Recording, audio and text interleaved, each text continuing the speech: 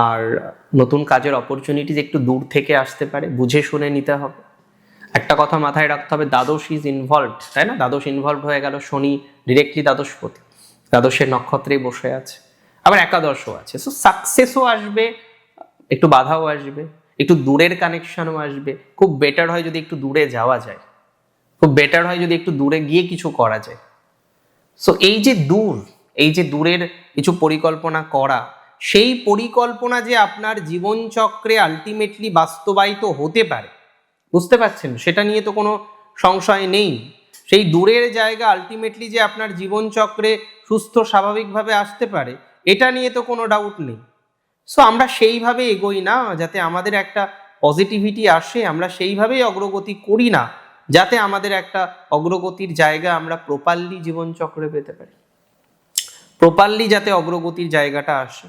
আমি তো মনে করি অগ্রগতি আসবে, আর অগ্রগতি আসবে বলেই তো এত কিছু। তবে টেনশন, হালকা চাপ, এগুলো সবই থাকছে, এগুলো নিয়ে কিন্তু কোনো সন্দেহ নেই, বা কোনো সন্দেহ রাখার অবকাশও অ্যাটলিস্ট আছে বলে আমার মনে হয় না।